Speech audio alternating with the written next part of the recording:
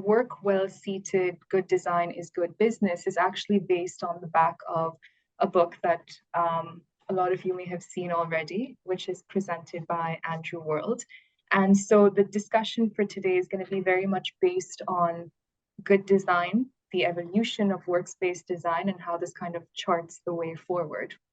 The book itself is kind of obviously the basis of our discussion today, but just for context, over 50 workspaces designed by top professionals who know the importance of working well seated, along with editors of the world's most influential magazines and platforms, and that specialize across interior design and workspace trends, are brought together to be able to feature the sort of widest possible geographical representation to the book. So it's really a big array of what great workspace design needs to look like across the world.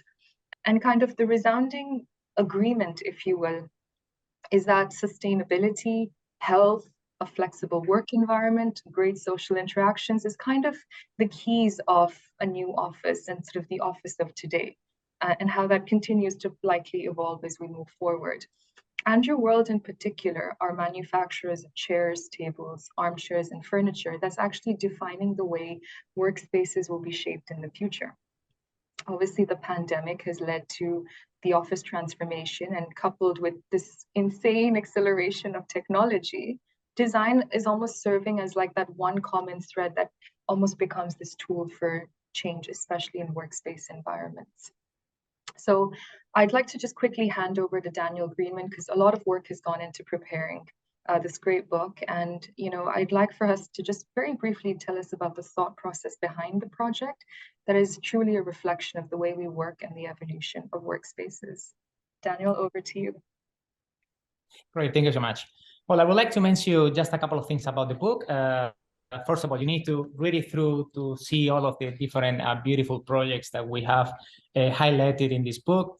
It's not only that, but as you can imagine, this is just a compilation. This is just this is like a current picture of the situation as we perceive it right now. But it's a difficult picture because, as you know, we have seen more changes in the workplace in the last 2 years than in the previous 10. So just trying to compile all of these concepts in a book, it's been rather unique, rather difficult. But it's a beautiful work that we have edited, working with Ramon Ubeda, that reflects the sort of the evolution of the workplace, as we conceive it today. Amazing. Thank you so much, Daniel. So today our discussion focuses on exactly that. It's the evolution and the future of good workplace design, something that we probably all have firsthand experience with, and by virtue of our work have also been involved in various aspects of design, and we've kind of seen this rapid evolution over time. And what's interesting is we're at a transition phase where that would have almost been unthinkable going back to the last century, right at the beginning when workplaces were at the center of corporate environments, and you had this very distinct picture of what a workspace would be like. They were highly sterile, they were very nuclear, you had cabin offices. Depending on what generation, sometimes you could hear a typewriter, or you had computers in the mix as well. And so technology very quickly became a key part, and machines almost became inseparable from workspaces. And you then kind of think about from then to even pre-pandemic, where offices very quickly began morphing. You were focusing on more collaborative environments and open spaces. There were big meeting rooms and lots of breakout areas. But even within that, teams were almost always centered over there. And in many ways, it hadn't really changed from what we saw before, obviously with the exception of how technology has sort of interjected. Pandemic was that big shifting point, because all of a sudden you had home offices and global teams. You had technology that kind of made this new revelation of what the office of today now looked like. And bringing together personal and professional spaces into one environment became a lot more natural. And now all of a sudden, wherever you have Wi-Fi, your mobile office kind of moves with you.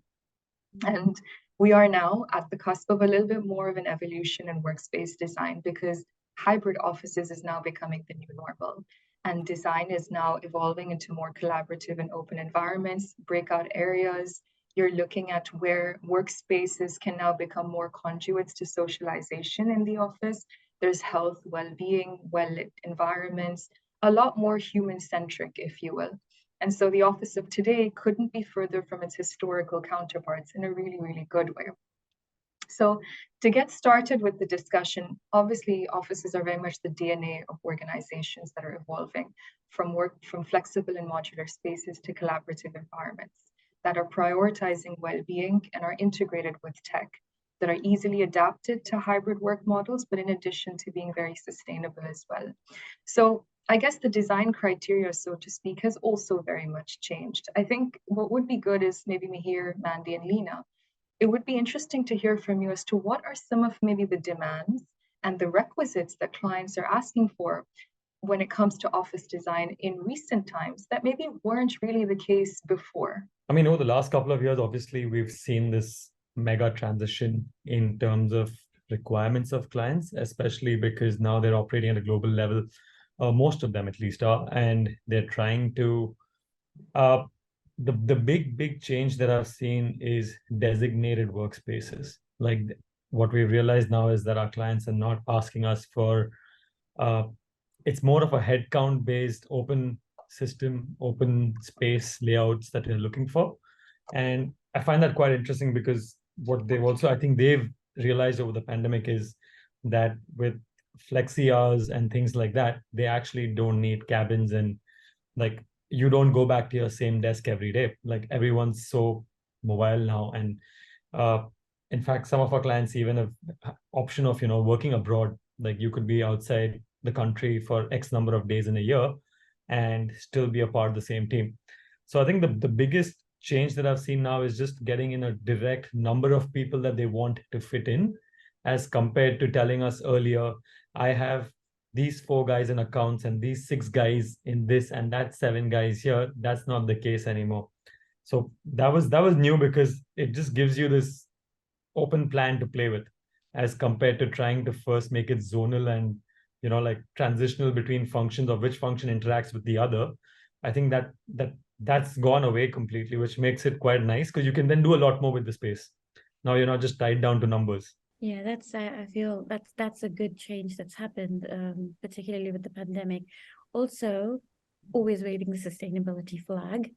I do believe that flexi working, as you mentioned, Mihir, it's also opened up another way of looking at real estate space. It allows companies to invest less, have smaller footprints in brick and mortar, and the smaller the footprint, the better it is in terms of sustainability, in terms of the whole planet, in terms of resource using. Obviously, that's just like the very, very easy sort of equation for it. Flexi also means less people driving about, less people taking flights, less pollution, less fuel utilization, again, shorter logistics. So everything eventually boils down to better sustainability options. So I thought that was an important key factor to take away from this, that the pandemic sort of was a catalyst. I saw one of your questions asking whether it's a catalyst or whether it's something new. I do believe it's a catalyst, but to working from home and opening the hybrid office option. Yeah, and I think to elaborate on the point about reducing the footprint, I think there has been a lot of ongoing reconfiguration of office programs that we get from clients nowadays. So clients want to kind of maximize the usage of their space and make the environment multifunctional. So a higher degree of flexibility that can support various activities and events. And it's not just like spaces that you design for your employees. It's also about involving your business partners and bringing them into your office space. So we've started to create kind of like third place type of environments that can provide a sense of belonging and social well-being. So not just a space to connect with your employees, but a space to kind of build a community that expands beyond just your staff and the people that you work with. So over the last couple of years, we've done more and more like innovation and brand experience centers where companies can kind of involve their business partners more closely in their process of innovation. And it's not a traditional office type of workspace that is just task-based, but ultimately it's an extension of their business objectives where they involve various activities that can build a community for co-creation. So I think that's an important part of where the workspace is shifting towards as well. Well, I guess trends are defined over a period of time. No, if we look back in the past, I mean, we are a company that we have been around for 70 years. So we have seen the furniture evolving so much since back in the 1950s, you know. So we have studied the sort of the use and the evolution of this furniture through the years. So I guess that as a company for us, it's important. As I said before, we have seen so many changes in these last 2 years by becoming more able to work from home, like converting our residence in our workplace, as we can say. And even sometimes our workplace has become our escape from routine, no? From being surrounded by the same walls 24/7 by the same people, even sometimes. So I think it's a path, no, of studying the evolution of how the furniture is going to be used. Obviously, for us or for myself, even the major worry could be being too rigid, not to move around the changes. Like flexibility is necessary, no? The need to adapt to the changes is way more important than just define a current situation and thrive in it. Because we need to be able to do that, no? To make ourselves more flexible, to adapt to the changes that unforeseen situations that we didn't even think that we were going to have. So I think it's definitely, I personally feel it was a catalyst to something that was already happening. The term digital nomad wasn't unheard of prior to this. It's just that I also feel that from an employee level perspective, it wasn't the norm to be asking for this unless you came from an unconventional role, where the system established was that of coming to work and, you know, working out of your workspace on a regular basis. So I think while it wasn't like a heavily explored option, people had already moved and transitioned into this. I mean, if you look at the boom of the e-commerce companies and things like that, like, I mean, obviously now there's like 10x the same number of companies that existed prior to the pandemic, but those companies had already accepted these ideas and they were working at a global level doing this. But while not directly just answering your question, like something that Daniel said earlier, I just wanted to add to that was the level of employees who are now coming in are also observing the kind of workspaces that you're offering. It's not just a question to ask you whether you have the option of flexi hours or, you know, work from abroad and things like that. As an employer, your interview also starts at the same time their interview starts, the moment they walk through those doors. And I think that's something that people don't realize, that the entire perception of the workspace is also you partially giving an interview every time you take one. And that can make a big deal when choosing between two equivalent competitors. And I know people who have left top-notch companies just because the environment felt off. Right. It's as simple as saying that, I don't know, something just didn't feel right. Something. You can't pinpoint it. You don't think it's the toxicness of the nature or whatever it is, but there was something that didn't feel right. And that comes from maybe putting a plant in the background to having a nice conference room where you actually had the meeting. It's all of these intangibles, but like we've come to realize that we're also being interviewed in parallel with the space that we showcase. But yeah, so the impact that the pandemic left us with is a very much human one, I think. And people are looking to have more flexibility, more work-life integration, and it's something that we shouldn't ignore. So I think businesses kind of need to shift towards a mentality from a more productive-based type of model to an organization that is more relationship-based. So that's really what hybrid working is all about, right? I feel it's really helped companies really progress a lot faster as well. Yeah. Because whereas before you were stuck within your geographical your geographical sort of restrictions. Now you have access to the best designer in Sweden or Norway coming while sitting in the Middle East, or the best CAD developer, or the best writer, etc., etc. Speaking from a population perspective, so definitely I feel like progress has in the pace of progress has definitely increased. I just wanted to add one point. I mean, Mandy and Mihir already spoke a lot about how it's a catalyst, and I completely agree with you. I mean, really, the pandemic was a catalyst.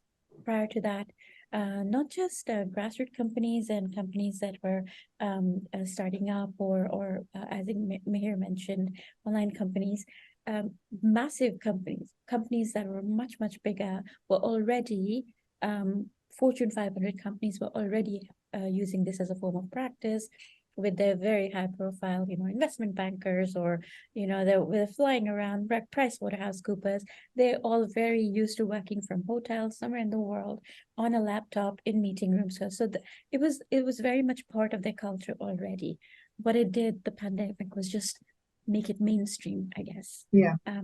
I just wanted to read one, when Mandy and Mihir were talking about how really it's about people, and particularly you, Mihir, when you mentioned, I love that you mentioned that they're interviewing you as well while you're interviewing them. I was like, yeah, man, that's so true. And yes, so many people leave perfectly good, what you would perceive as good, good pay, good whatever, jobs, for just based on the environment.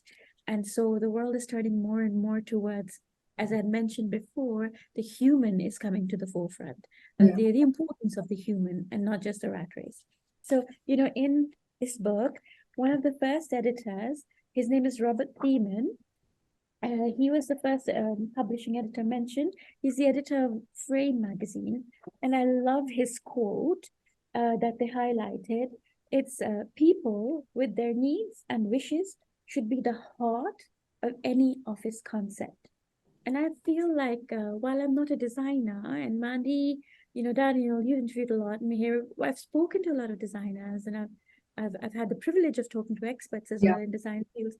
I think they would all agree that it's now not what the company does so much as what the people need to make them operate at best. Am I right? I mean, that shift is quite prominent. So yeah, well done. This is the quote. If please get this book, it's really amazing. And that's the quote by Thiemann. So I feel like that really struck a chord. I think before the pandemic, we designed Dubai Tourism headquarters. And back then they were already trailblazing in terms of how they saw themselves as an organization. So they had 6 CEOs, and in order to navigate that, it was very difficult to kind of get under the skin and understand what the employees really needed and wanted. So what we did was that we actually went through a 2 to 3 week process, sit down with not just the top level management, but down to the department employees as well. And we figured out that the way that they work is that they have a lot of external vendors that come in, and the traditional office environment of having closed cabins was not going to work. So they eventually managed to also convince the top level management that the CEO should sit amongst the team. And what the outcome was that there was no single closed office space in the entire floor plan. And it was a huge behavioral change from where they were before, which was split levels. Everyone was in a cubicle, and every director level and above had a closed office. But we designed a completely different space for them, and that completely changed how they work. So I think really going deep into a workshop type of phase before you actually start to draw a line on paper is extremely important in order to understand what should be designed for the users who will eventually use the space. For me, I mean, when it was the pandemic, I was pretty much by myself in a studio. So all I really needed was just to do individual focus work. I just needed an ergonomic chair and a desk. But that being said, I think people who actually have kids at home it's much harder for them to kind of do focus work or concentrate on what they're doing. So maybe for them, I would imagine they would need something more like a private acoustic booth where they can take calls or concentrate. And then vice versa, I actually came across this interesting example for a studio in Iceland, which is the studio of Olafur Eliasson. And what he did in his studio was that he actually put a kitchen in the center of the space, and it kind of changed the entire team dynamics, because to introduce something so domestic as a kitchen, and where I come from, food really bonds people together. So it's a different approach, but definitely effective way that you can kind of prepare meals together. Food is shared by the studio together with guests and collaborators. So using this as a social glue during the downtime, during breaks and stuff, it's a really good opportunity to kind of host more impromptu encounters. So if I were to take something so domestic from my home, I would definitely bring something like the kitchen into the office space. So, I mean, I think I love exactly what both of you said, because there is the whole concept of breaking bread, which basically brings people together. It goes back as old as the ancient armies, that soldiers would stop fighting purely because there was just that time for a meal, and then it's back to work, right? So you disarm completely, and you open up another side of you, which is not done even if you're sitting side by side at a co-working table, because now you're sharing food, and it's over a different template entirely, right? That changes the conversation.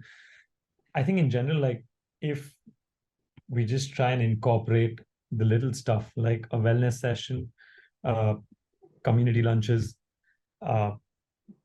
team discussions, or whatever across the board, because I mean, we're about 40 people in the office right now, so we've become a fairly large team. When we were 4 years ago, this was the simplest thing to do. All of us sit down, have lunch together, and talk. At 40 plus now, you personally cannot be speaking to every single person on every single day, and that doesn't happen. So while I would love to have a kitchen in the middle of my office and a bar where we could just really forget about the meeting of the day, it's just that I think different workspaces would come with so many different challenges. So I'm just saying, like, those things make it so much easier, because like they were discussing earlier, there's no one size fits all. Yeah. It would depend on a much larger scale. Like, how could you bring this about, like a 10 people team versus a 40 people team versus a 500 people team? How do you make your commercial space good for everyone? Yeah. And everyone comes with the challenges and restrictions. So I don't know the answer to it, but just make them pet-friendly spaces. We should be fine.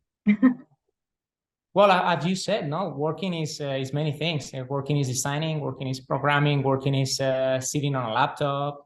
You know, not all the time sitting, as Lena was mentioning, but some part of it is done seated. No, it's not just the office space. It could be, as you said, cafeterias, a lounge in a hotel or something like this. I have this also this project, which is in a library, something, you know, uncommon. You go to a library just to work, to have a peaceful place. As you know, some offices are so crowded today that we might need some isolation sometimes. So, you know, it really depends on you, as you really mentioned. No? This is up to the people right now. This is trying to provide the well-being for the person that is doing the work. So you have to find your real position.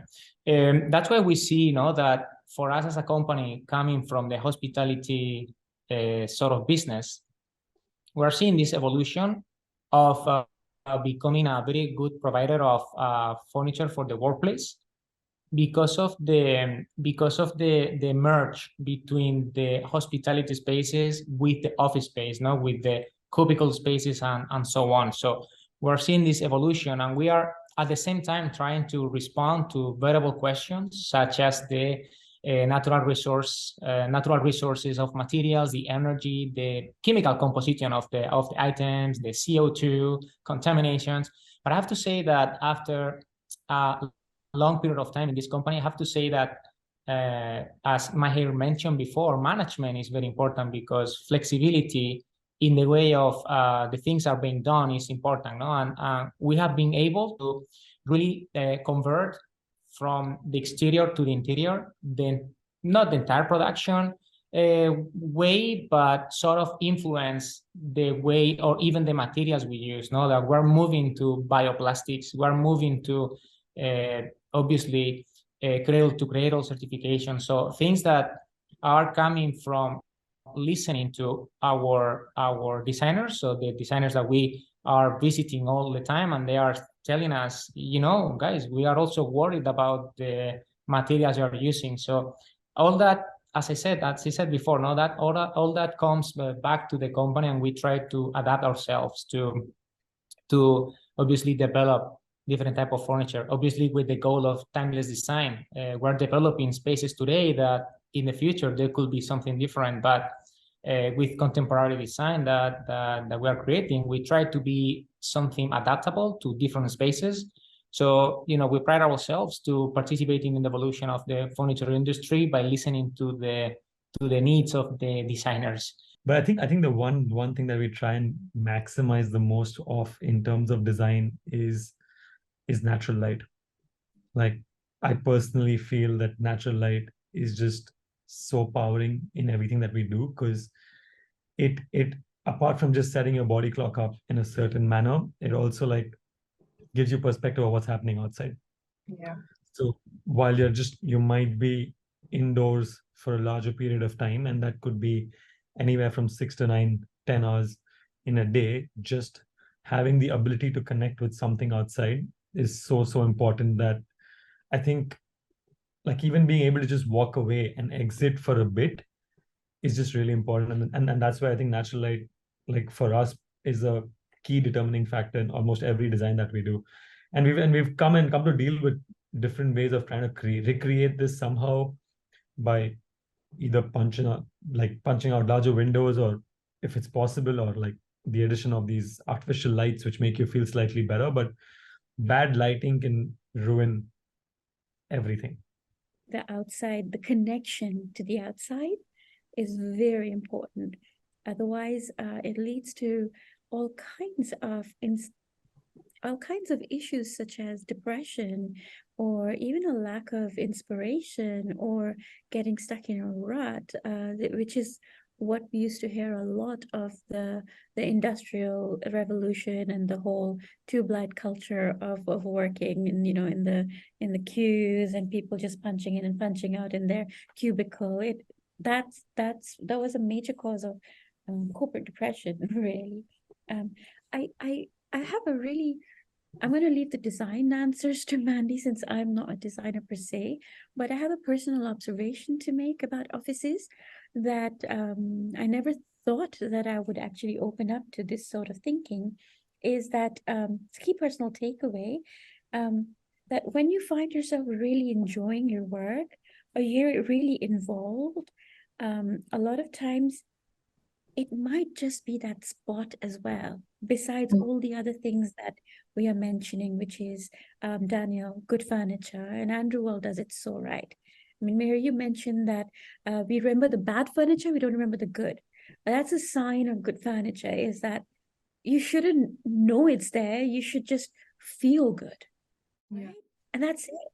So I think that way, seating from Underworld is just par excellence. But and then there's the nature, there's the outside, there's the way we design, there's the kitchen concepts and the isolation rooms, or the sitting on the floor for me.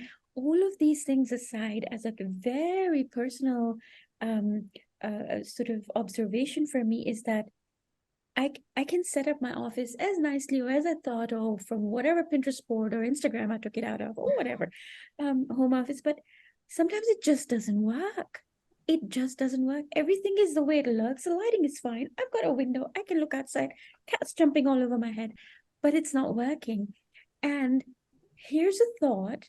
What if we're ignoring one completely other aspect of design, which is often ignored? And it's something to do with energies, you know, points of power in areas. And I know there's a lot of Vastu and Feng Shui and all this kind of, that is often scoffed by a lot of the sort of clinical thinkers. And then I spoke to some professionals, and they're talking about energy lines and where they cross, and you can go closer, and they're mentioning something else, or pendulums, and I don't know. I mean, people call it voodoo, people call it whatever you want. But what if we open that one crack of a door to taking in the energies of the earth as well? What if designers, before they design, look at the floor plan and call in someone who can read in the energies and figure out the points of power as well? It's just a crazy notion. I just made notes that I thought maybe let's just, perhaps we should give it more credence than we currently are.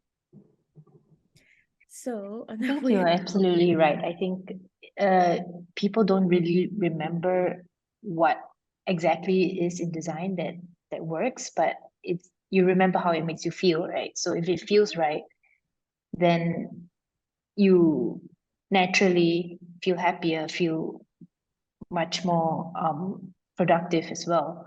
So I think going deeper into the cognitive level of how you feel, that's extremely important in our design approach as well, to really look at how we can achieve those human outcomes. So it's different for every client and every project, but I think we really need to recognize what people need in each experience, and whether that's to feel supported or to feel engaged or to feel a sense of belonging. All those are different values as well as different outcomes that we want to achieve at the end of the day. So once we start to understand what it is that the desirable human outcome should deliver, then we start to kind of drill down into the strategies that can cultivate the right culture and the right tactics that will make people want to return to the office, and make people want to work in a chaotic environment or work in a peaceful environment. So looking at specific zones that range from maybe private to more public functions, and then providing a variety of flexible working styles and postures to support that. Those are all possible tactics that can be achieved through using elements such as greenery, modular furniture, or mood lighting. And in order to transform and personalize the physical environment and build up principles of comfort and well-being, I think we need to dial things so that we can achieve the flexibility and cater to different people and their needs. And I believe in energies, and I believe in positivity, and I believe in smiles more than, I believe in people smiling more than the normal, which changes the entire energy in a space for me. And some of the things, like apart from just good light, like things that we've tried and incorporated in our studio at least, is a whole lot of plants, and in big plants, like really big plants, because I don't want to do plastic. I don't want to have artificial walls which have no relevance or resemblance, and will probably leave me a bad footprint somewhere, knowing that it's flown in across the world just to make my fake wall look green. Good music, sound, open spaces with no agendas for the space. Like literally nobody knows what the space is there for, and it's open. You could come in and do yoga over there, or you could come in and sit and just have a conversation, or you can just leave everybody behind and walk away. And it's just these, I mean, so I'm not discarding the whole energy lines or the aspect of it. What I'm trying to say is that, like, I don't know whether the plot of office that we work from is good on the energy level or not, but I know that every single time somebody's walked in, the first words that have come out is, I love the energy in the space. And I have done absolutely nothing. In fact, I've been told that my toilet's in the wrong location. My facing direction is completely opposite to where I should be doing, apparently, if I want to do good business. And I said, well, that didn't happen for the last 4 years. So I don't know. Like, and then obviously scientifically, when you try and prove it, it's absurd, because you can't. Or you can, actually, logically you can, because some of it makes sense. Like the sun rises from the east and the west, and that's why you have good lighting on the screen versus reflection on your screen, and that's just common sense. Great. But like the colors, the people, all of that, like in general, I think adds to this. Having just water in the background, like we have a water fountain in the office, which is running water in the background, and we love it because everyone's like, wow. Or we have a Vesta board which pops in a good positive quote every 30 minutes. And you're passing through and you're like, oh, and you stop to read and then you walk away. So These are really important things. I think it's just smaller things. I'm not very sure. But then I like the fact that you said that maybe it's just the spot where you feel happy. Our current ways of working are still not perfect. There are new expectations of space. So we start to think about space not just as a physical location, but a place where teams can gather both in person and virtually, and they can come together on a third space maybe. So taking our current meeting as an example, we're all physically in different spaces, but virtually in one location on Zoom on this webinar. So I think we've all probably been in meetings where some attendees are there in person while others join remotely. And there are always some kind of hiccup, whether it's not being sure whether your screen is sharing properly on the other end, or the audio is kind of disjointed and crackled. So the bottom line is that the user experience is still not something that is seamless. And in hybrid working, I think it's really important that architects and designers don't design spaces in silo like how they always used to do. We are very used to kind of, coordinating with MEP engineers, structural engineers. But I think moving forward, it's really important that we start to kind of collaborate with technological partners. And so we can kind of integrate digital workplace strategies more closely with what we're designing for the workspace. And it's not like two separate physical interaction versus digital interaction. It should happen simultaneously. And I think, for example, in a meeting where it's in person, you always have eye contact with the people that are around you. And it's very easy to kind of have responses based on how people are acting within the room. But in digital formats, it's really just you, the camera, and the screen. So I'm having eye contact with like 5 other people at the same time. And it's really difficult to kind of, read the room and understand the dynamics of how the meeting should work.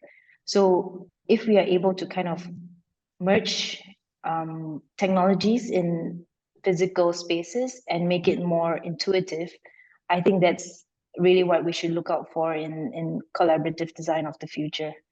That's really, because it's not going to stop. Yeah, it's not going to stop. It's just going to like be more and more relevant in the future. I'm with Mandy there. You brought up such an important point about this whole, eye contact thing, and 5 people on just one plain or 2D flat surface. I never thought about that before, but it's so true. You need to have a physical space. And the only thing I kept thinking of, and this is very sci-fi, but I mean, there's so many benefits to hybrid working. There's so many other, like we said, sustainable benefits as well, comfort-wise, mentally, mental health-wise. But what if, technology is going so fast, the more and more we can create like those virtual rooms. We already have the metaverse. We already have 3D goggles, and my daughter's on Roblox all the time, and she keeps asking for these 3D goggles so they can be in that space. There's a lot of purists would say, no, that's just not the way of the world. And what if we have both? Yeah, we've got our little life. Yeah, we've got a world, but to avoid uncomfortable bad connections and flat faces on Zoom calls, what if we just met in the metaverse? With your goggles on, and you can choose your furniture or sit on the floor or whatever. You know what I mean? It's a jump, but I don't think it's a jump that's too crazy, or it's not even too far ahead. That would be pretty cool with the workspaces of the future. But I love what Mandy said as well, because eye contact, body language, reading the room, feeling someone else's physical presence around you, and the way you respond to that is so different when you're just talking to a screen. A screen can get you so far, but I think you can't ever negate the physical form and the feel around it, right? even trust levels are established and built on just eye contact and a handshake. I read people the way I instantly judge a handshake from a handshake. So like I get it. I also get it when someone's not smiling back, but they're not smiling back because they're looking at a screen, while technically you're just smiling at a screen, which is weird. It's these little smaller touch points, right? I think I don't think the co-working spaces are going to go for a while. I think they're just going to evolve into much bigger, badder versions of what they are today, until they become like these mega spaces where everyone's just in a co-working space invariably, or I mean directly somehow. They could become much larger offices, that could become larger buildings which offered partial co-working, partial something else. There are residences coming up around the same concept as well, including in the UAE. I mean, you want to go back to the hostel life and you want to live that dorm life again, and you want to have that open kitchen counter where everyone goes in and cooks. I think all of this is coming back in, where people are trying to plug in. Everyone's trying to do it something slightly different by adding like a fitness element to it, a cafe element to it, a healthy food thing to it. Everyone's talking about let's build a community around it, a community of like-minded people. But with the market that we're sitting in, it's such a fickle space where the next one's just upmanship of the next one versus the next one, and then is there an end to it? I'm not entirely sure. We'll try and create good spaces regardless, as designers. Amongst my two favorite projects that are coming up is the one called the Bureau, which is a female co-working space coming up in Golden Diamond Park. They have a fancy, beautiful restaurant space and a working out space and private rooms and cabins and a community based around purely women. So again, I love it. I'm probably never going to make the cut to go in, but still. And then the other one that I love is from DFSA, which is in the IFC, because they have spent months in making sure that they've heard every single thing from the employees and brought that out into the extension and the expansion plans. And they've planned for 3 years in the future, because when we grow, this is how we want to be. And I love that about them. So like they've really cared. And like Mandy said, it's like one of those few people who care. You get to do the whole workshop, you get to experience the workshop, you get to bounce ideas back and forth, as compared to, hey, I have an office for 40 people, let's go.